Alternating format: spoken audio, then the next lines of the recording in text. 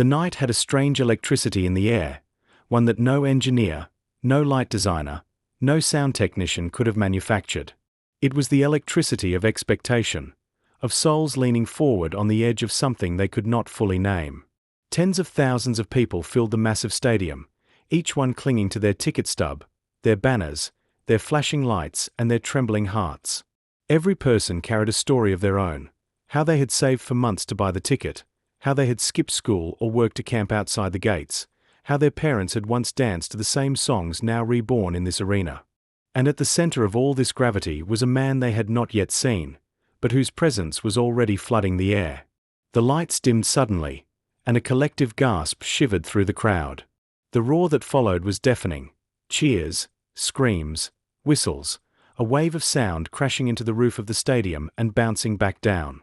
Darkness swallowed everything except for the trembling glow of phones and lighters.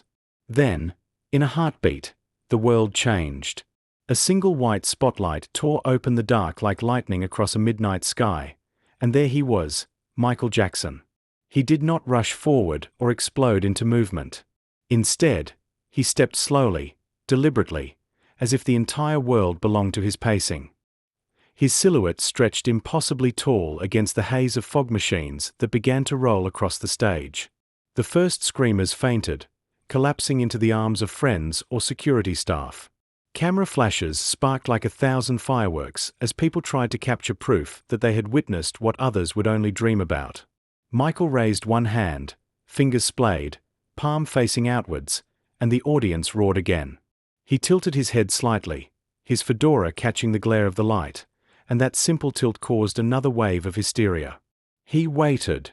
He was always patient with the energy of the crowd, letting them burn through their first explosion of excitement so that when he finally moved, when he finally gave them even a fraction of his voice or his body, it would feel like oxygen to lungs deprived too long.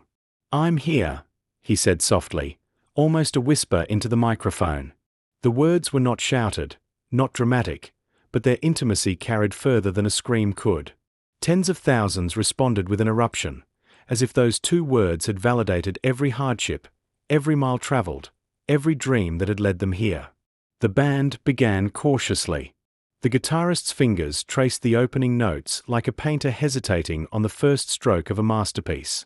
The drums entered with restraint, each beat like the careful placement of footsteps across a fragile bridge. The keyboards layered in chords that seemed to hover, weightless, as if waiting for the moment Michael would take flight. And when his voice came, it was not the pristine, diamond-sharp sound of recordings. It was deeper, lived in, tinged with fragility, and because of that it was infinitely more powerful. The cracks in his voice were not flaws, they were windows into his humanity. Every syllable he sang sent a ripple through the audience. Some screamed louder, some fell silent, many wept openly. His sound wrapped around them, both delicate and commanding, a paradox only he could embody. In the front rows, grown men who had once pretended to be too tough for tears now clung to each other, overwhelmed by the force of memory colliding with presence. High in the stands, a child waved a homemade glove covered in glitter, his tiny arm shaking under the weight of his hope that Michael might notice him. His mother wept quietly behind him, mouthing every word. Michael's movements were more restrained than in the explosive performances of his prime, but they carried a new kind of gravity. A single step, the slide of his shoe across the stage, echoed louder than fireworks. A slight bend at the knee felt like a declaration. When he leaned back just far enough to make the crowd gasp, then returned upright, the tension broke into ecstatic cheers. He was teaching them something about performance they had never realized before, that sometimes less is more, that the pauses between movements can speak louder than the movements themselves. The second song began, and with it the stage transformed. Narrow beams of light shot upward, forming pillars that framed Michael in a cathedral of brilliance.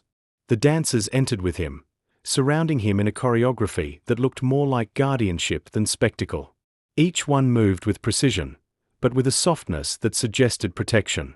They were not there to outshine him, they were there to form a shield, a family. The drummer added subtle syncopations, creating room for Michael's breath. The bassist elongated notes, grounding the rhythm like a heartbeat. Together, The ensemble created not just music, but a living cocoon around him. When the chorus arrived, Michael extended his microphone toward the sea of faces. For a brief instant the crowd froze, stunned by the invitation. Then they erupted, shouting the lyrics back at him, tens of thousands of voices fusing into one. It was not beautiful in the classical sense. It was raw, uneven, messy, but it was transcendent. Their voices carried him, supported him, turned the song into something bigger than one man could hold. Michael closed his eyes and smiled faintly, surrendering to their sound. He allowed the audience to become the performer, and in that moment, he was not the king of pop towering above them. He was one of them, singing together. Song by song, the night unfolded like a confession. He danced less, gestured more. A snap of his fingers sliced the air sharper than any laser. A clap above his head summoned thunderous participation. A glance over his shoulder made hearts race. He guided the audience with the smallest motions, and they responded with tidal waves of devotion. Cameras zoomed in on his eyes as he gazed not at his own image on the massive screens, but at the people before him, searching their faces, locking eyes with strangers who would remember that contact for the rest of their lives. His gaze seemed to say, "It's you. It has always been you." And then came the piano. A solitary chord rang out, pure and fragile, like a bell struck in a deserted chapel. The stadium, moments ago a storm of sound, fell silent enough to hear breaths, sobs, the faint hum of electricity in the wires above. Michael leaned against the microphone stand, his shoulders sagging with exhaustion, his chest rising and falling heavily. When he began to sing, his voice was little more than a whisper. "If you want to make the world a better place." The audience inhaled as one, then roared back the next line, completing the lyric without hesitation. The sound was overwhelming. It wasn't just a choir. It was a tide, a flood, an unstoppable force of human connection. Parents lifted their children higher so they could see. Elderly fans clutched their hearts and wept. Teenagers screamed the words with such passion that their voices cracked. The camera cut across faces that would never meet, people who came from different countries, spoke different languages, but in that moment they all said the same thing, believed the same truth. Michael's whisper had become their anthem. The song ended, and silence returned. It was heavier this time, almost sacred. Michael did not rush to fill it. He pressed his hand to his chest, bowed his head, and let the quiet speak for him. Then the crowd exploded, not in the frenzied demand for more, but in a collective outpouring of thanks. They applauded not for entertainment, but for survival, for hope, for proof that some miracles are real. The finale had been designed as spectacle, pyrotechnics, fireworks, confetti, but a quiet decision backstage changed it. The order was given: no fireworks, no explosions. Let it be about him, not the machinery. So the lights shifted to a warm golden hue, soft as sunrise, spilling across the stage and the audience like the start of a new day. Michael dropped to one knee, not collapsing, but surrendering deliberately, a gesture of humility. His eyes searched the crowd until they found a boy holding a cardboard sign. The letters were shaky, uneven, but powerful. "You are not alone." Michael smiled, extended his microphone toward that section, and let the boy start the chorus. The sound that followed was indescribable. Tens of thousands of voices joined the boy's, rising together into something greater than song. The boy's voice cracked with emotion, but the stadium carried him, echoing his line back and back until it seemed to reach the heavens. Michael knelt there, listening, smiling, allowing the music to wash over him. In that instant, the king of pop had given away his throne to a child, and the world bowed to the beauty of it. The final note hung in the air. From the rafters, instead of confetti cannons, gentle streams of glowing white LED lights floated down, like stardust descending upon the people. The applause was thunderous, but it was different now. It wasn't a plea for more songs. It was a declaration. "We understand. We are with you. We love you." Michael rose slowly, bowed deeply, and for a moment his body wavered. A dancer stepped discreetly to his side, offering an arm. Michael accepted it with a nod so small that only those closest saw it, but that nod spoke volumes. Strength does not vanish when shared.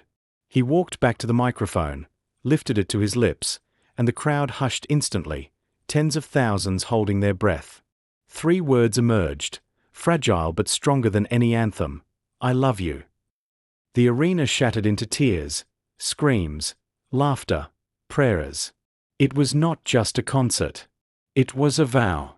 The applause continued long after the final note faded, rolling across the stadium like waves hitting a shore, one after another, never quite dying down before the next surge arrived. Michael stood there, breathing heavily, sweat glistening under the golden lights, his chest rising and falling as if he were drinking in the energy of the people in front of him. It would have been so easy to bow, to leave the stage, to let the night end on that perfect high. But something inside him refused to let go. This night was not finished. There was more to give, more to prove, more to share. He motioned subtly to the band. The guitarist nodded. The drummer adjusted his sticks. The keyboardist leaned closer to his instrument, eyes locked on Michael's every movement. A low hum began to pulse through the speakers, a heartbeat in sound, slow but steady. The audience sensed it immediately. The cheers softened, replaced by a murmur of curiosity, a shiver of anticipation. Michael raised the microphone again, but this time he didn't speak. He let the silence linger, let the hum grow, let the crowd lean forward into the unknown. Then he sang a note. Just one note, held longer than anyone expected. It wasn't perfect. It wavered, dipped, trembled, but it was undeniably real. That single note was enough to reignite the frenzy. Fans screamed. Some reached for each other's hands. Others collapsed into sobs, overwhelmed by the vulnerability that came through the speakers. Michael's voice had always been magic, but tonight it was more than that. It was human. And because it was human, it was divine. The song that followed wasn't on the set list. It wasn't rehearsed. It wasn't planned. Michael had chosen it in that moment, guided by instinct, by connection, by the pulse of the crowd. The band followed his lead without hesitation, professionals who knew that to play with him meant to be ready for anything. The melody rose, unfamiliar yet strangely intimate, as though it had been waiting for this night to be born. Michael began to move again, slowly at first. His arms extended outward, his body swaying with the rhythm, his feet tracing soft lines across the stage. He didn't leap or spin. He floated, as though carried by unseen hands. The dancers stood back, giving him space, understanding instinctively that this was not choreography. This was testimony. The lyrics he sang told a story of resilience, of shadows giving way to light, of hearts that broke but refused to stop beating. Every word sounded like a confession, like a truth too heavy to carry but too sacred to keep hidden. The crowd hung on each line, repeating phrases, echoing verses, as if they too needed to confess, to share, to heal. It wasn't just performance anymore. It was collective therapy. In the front row, a woman fainted, overcome by emotion. Security rushed to her aid, but before they could carry her out, Michael saw. He paused, holding the note in his throat, and pointed gently. Wait. The music softened. The spotlight shifted. The cameras zoomed in. The entire stadium watched as Michael walked to the edge of the stage, his fedora casting a shadow across his eyes. He crouched down, stretching out his hand toward the woman. She was conscious again now, eyes wide, tears streaming down her face. Security hesitated, unsure of what to do, but Michael waved them back. He reached further, their fingers just inches apart.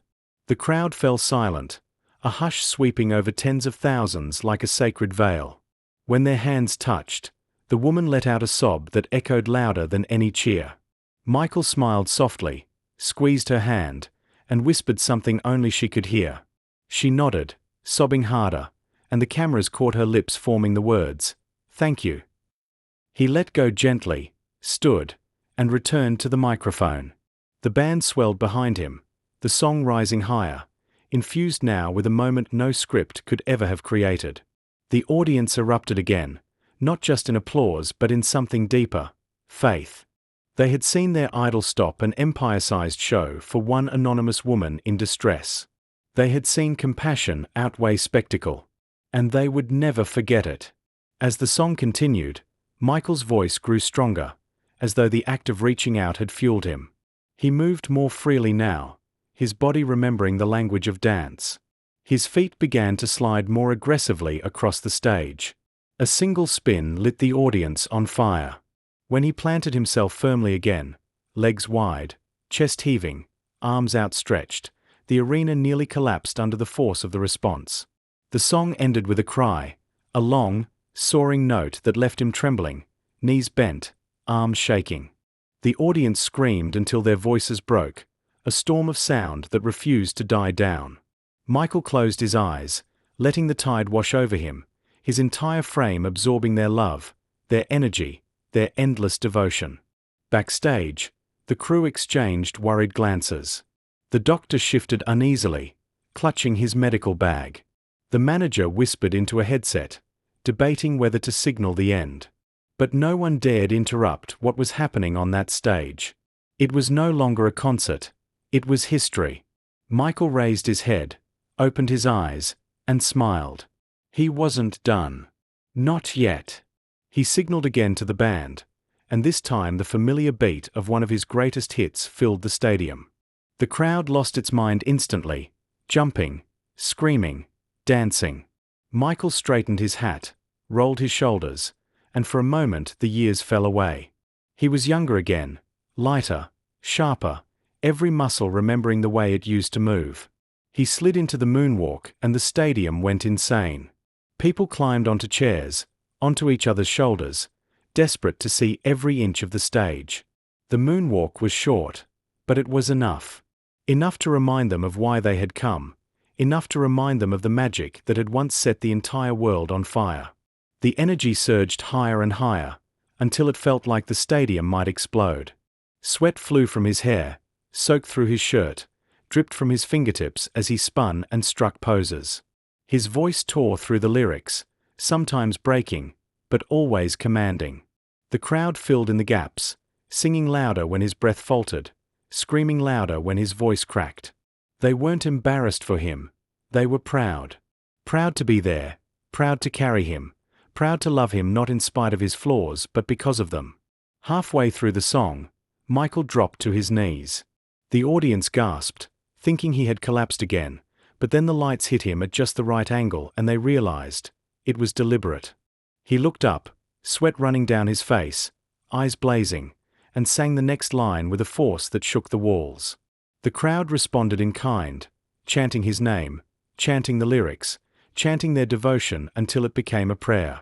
When the final chorus hit, Michael rose to his feet, his body trembling, his legs barely holding him.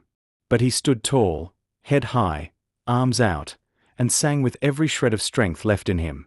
The lights flared, the band thundered, the crowd lost itself completely. It was chaos, it was ecstasy, it was salvation. And then, silence again. The song ended. The lights dimmed. Michael stood there, chest heaving, eyes closed. The crowd waited, holding their breath, unsure if he would continue or if this was the end. He opened his eyes slowly, looked out over the sea of faces, and whispered into the microphone, "I'm not going anywhere." The eruption of sound that followed was almost unbearable. People screamed until their throats tore, until they couldn't breathe, until they fell into each other's arms sobbing. He had promised them more, promised them presence, promised them love. And they believed him. The night stretched on, each moment more intense than the last. Michael gave everything, his voice, his body, his soul. And the crowd gave it back 1,000-fold. Together, they created something no recording could ever capture, no review could ever summarize, no headline could ever reduce. They created eternity. The air inside the stadium had shifted. It was no longer just excitement or even awe. It was something deeper, something spiritual. Tens of thousands of people stood pressed together, hearts pounding in rhythm, eyes locked on the man who refused to stop giving. Michael Jackson, though visibly exhausted, carried himself with the aura of someone unwilling to let fragility define him. He adjusted his microphone, glanced at the band, and whispered a single word, "Again." The musicians exchanged quick looks. They were drained too, but they understood. This was not about them. It was about history unfolding in real time. They nodded, instruments poised, waiting for Michael's signal. He stepped back from the microphone, ran his fingers through his soaked hair, and inhaled deeply. The crowd responded to even this small gesture with a roar, as if the simple act of breathing had become a spectacle worth celebrating. Michael smiled faintly. It was the smile of a man who knew he was teetering on the edge, yet still determined to leap. The opening chords of another classic rang out, familiar enough to send shockwaves of joy across the venue. Fans screamed the title before he even sang the first line. Michael tilted his head back, closed his eyes, and allowed the music to carry him. His voice cracked slightly on the first verse, but no one cared. If anything, it made the song more powerful, more human. This was no longer about perfection, it was about truth. As he moved across the stage, his body found its rhythm again. The moonwalk, the spins, the dramatic pauses, all appeared, not as rehearsed routines but as extensions of his soul. Every movement was raw and unfiltered, carved from instinct and emotion. Sweat poured down his face, soaking his shirt until it clung to his skin, but he never faltered. In the upper tiers, fans were collapsing under the weight of emotion.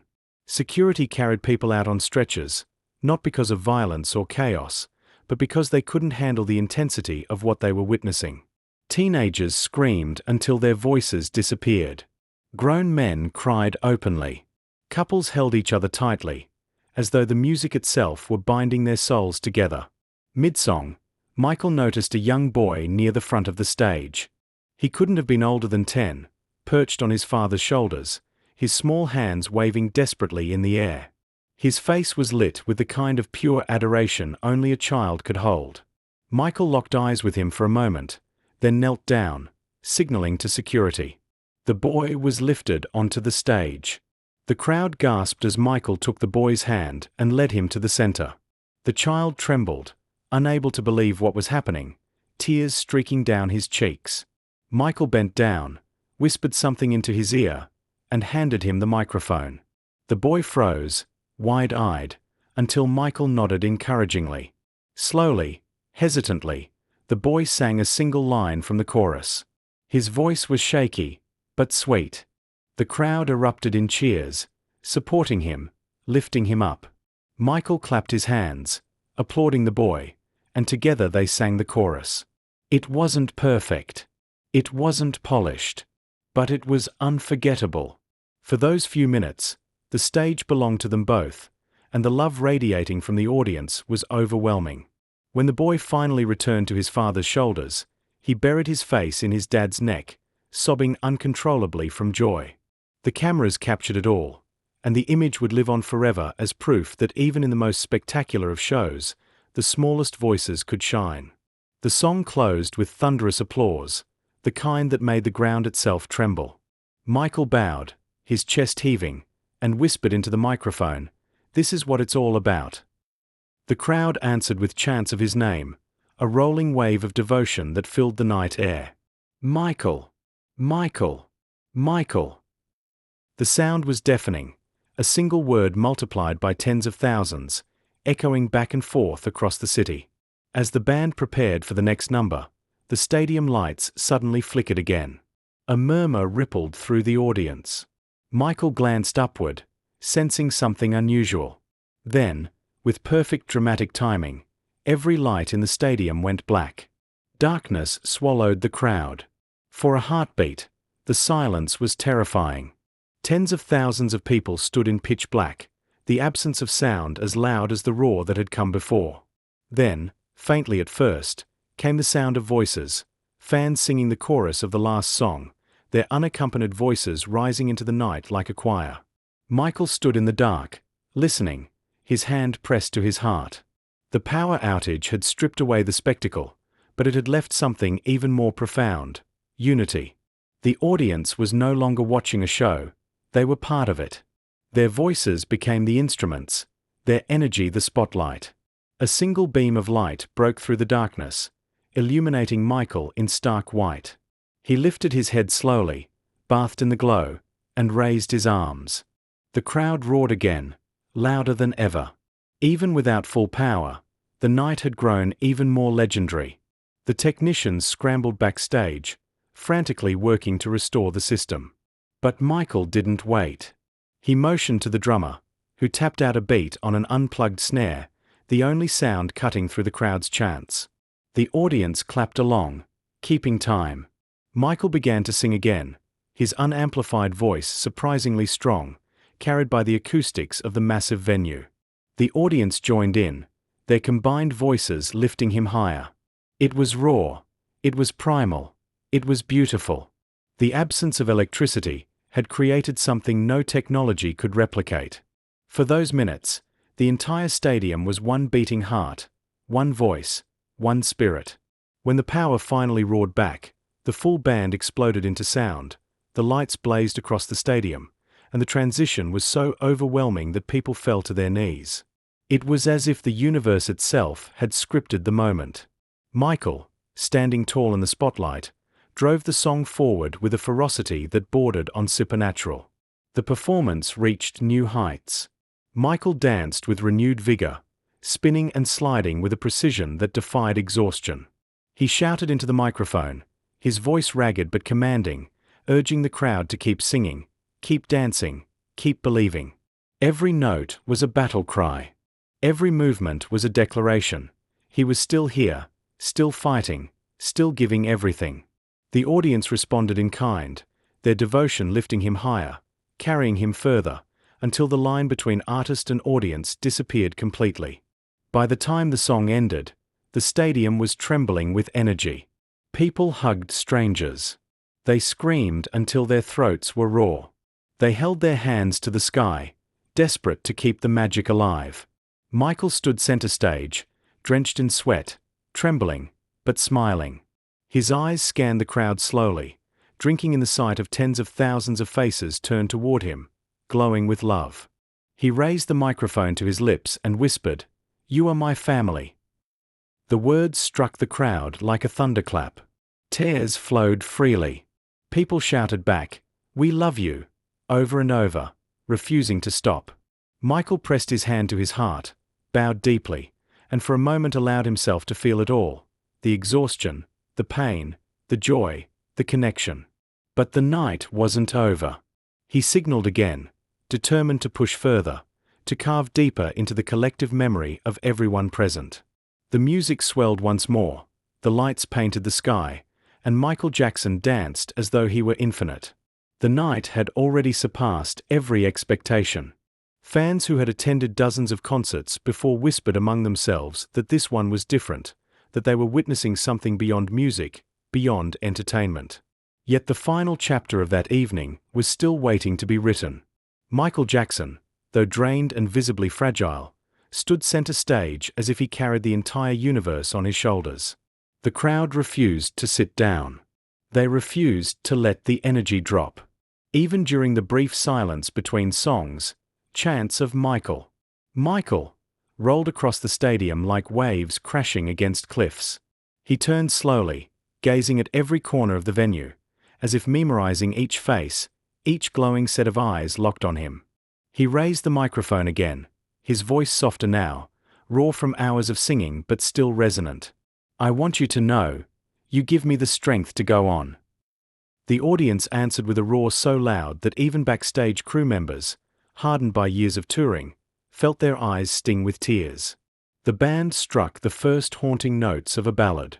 The lights dimmed, leaving Michael in a single spotlight, his figure almost ghostly in its radiance. He sang with everything he had left, each lyric cutting through the night like a confession. His voice cracked at times, and when it did, fans sang louder, filling in the gaps, carrying him as he had carried them for decades. At one point, Michael's knees buckled slightly, and a gasp swept through the stadium. But he steadied himself, gripping the microphone stand as though it were a lifeline. He smiled weakly, refusing to let vulnerability overshadow the moment. That smile, fragile yet defiant, ignited another explosion of cheers. It was not the polished performance of a superstar. It was the intimate revelation of a human being who lived entirely for his art. Halfway through the song, a commotion erupted near the front rows. A young woman fainted, overwhelmed by the heat, the intensity, the sheer emotional overload. Security rushed forward, clearing space, and the band nearly faltered.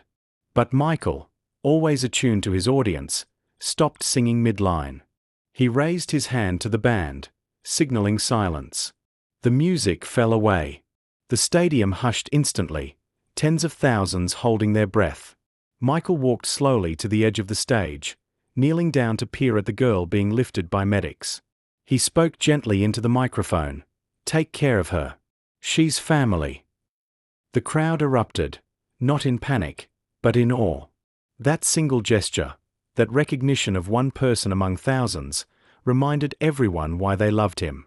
It wasn't just his talent. It was his humanity. As the girl was carried out, the audience began chanting, "We love you, Michael," over and over. Tears streamed down his face as he whispered back, "I love you more." When the music resumed, it was quieter, gentler, almost sacred. Michael sang the remaining verses like a prayer. The stadium transformed into a cathedral of sound and light. Fans held up lighters, phones, and glowing bracelets, creating a sea of stars that stretched into the night sky. From above, it must have looked like the earth itself was burning with devotion. As the final note faded, Michael fell to his knees. Not as part of choreography, but from sheer exhaustion. The crowd screamed, unsure if it was planned. Dancers rushed to his side, helping him stand. He leaned heavily on one of them, gripping his arm for support. Yet when the microphone was returned to him, he lifted it again. "One more," he whispered.